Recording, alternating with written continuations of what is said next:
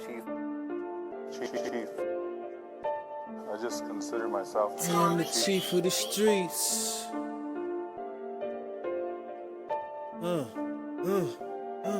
I've been all around the world, and I'm back again. Never thought I'd be in New York slinging crack again. About me, man, I got my start early in the game, man. I moved from Wyandanch to Brentwood, where I met a couple niggas who was really into the music shit. Shout out to Rashid, Blade, shout out to Chubby, Ice. You know what I mean? That's Blade and Ice of the Izlanduz, my first rap group that I got down with.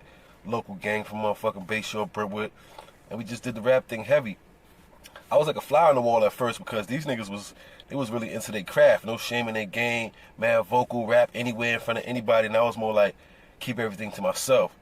Even though me knowing that I got the bars and shit like that, or at least I had a talent to do, who always listen to music and make my own remixes out of it at an early age, everybody knew like, this nigga, this is what you're gonna do. You're gonna be an entertainer, you're gonna be a musician, comedian, something like that in that field. So I stuck with it. I mean, the Izlanduz started getting a little traction later on in the middle school towards like 7th, 8th grade.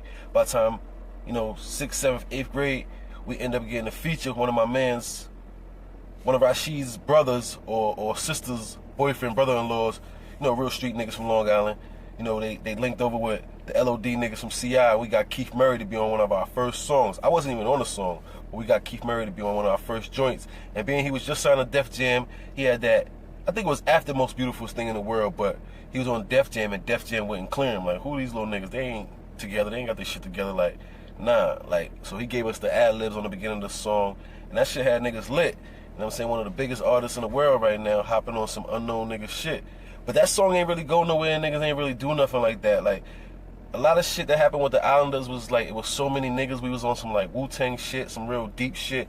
It was so many niggas in the damn team. There was always some turmoil, always some arguments, always who want to be on this song, who want to be on that song. This nigga think he better than this nigga. This nigga don't rap no more. It was just a whole bunch of bullshit for some teenagers back in the day. But, we did our thing. We had our shit ringing off out here in Brentwood, out here in Wyandanch, out in LI. But it wasn't like we really had no projects out. We ain't really had nothing but that one song. Fast forward, we still doing music. I'm coming to my own, getting a little bit better. Got my right-hand man with me. Nigga turned out to be a fiend now. But, back in the day, my right-hand man with me, Mafi, you know what I'm saying? He ended up being goalie with the Izlanduz. I had him with me, and we just started to become the breakout niggas of the team, like, slowly but surely, like, yo, these niggas is really saying something. Oh, these niggas is about something. Oh, these niggas, you know what I'm saying? It came to that thing. So fast forward, we end up doing a Puerto Rican Day Parade. Not the one in Manhattan. There's another one that happens in Brentwood on 5th Avenue, the Puerto Rican Day Parade. My man's girl was Puerto Rican, so we end up going down to the Ordelante office, who they like structure the whole parade and everything, and we end up wiggling our way in there and getting a float. Around the same time when the parade was coming, we had just got a feature from Capone and Noreaga. And it's high school days and shit like that. So now we got a feature from Capone and Noreaga. He had just came home, you know what I'm saying? Nori giving them hella shout outs. So us getting a feature for him was crazy. But like I said before, again, it's too many niggas fighting over who's on the song. Fucking one of our so-called CEOs, Spanish nigga, D Glittery. He want to start rapping because Pone on the song, so now he want to get into the rapping shit and put his little verses on songs and shit. So that caused a whole bunch of turmoil. But anyways, after that, we still had Pone come out from Queens, spend a day with niggas, come on a fucking float with us at the Puerto Rican Day Parade, show mad love, and he end up taking towards me and my man Mafi because, like I said, a lot of niggas was just too pressed about certain situations, so they was all in the nigga back. Niggas baby moms buying niggas bottles and shit like that. And me and this nigga in the cut being cool to the point where he finally come over to us and like, yo, this shit crazy. I'm like, yeah, we about to drink and smoke. He like, didn't they just say we can't drink, smoke, jump off the float, nothing like that? I'm like, yeah, we got this. I told my man, yo, run to the deli.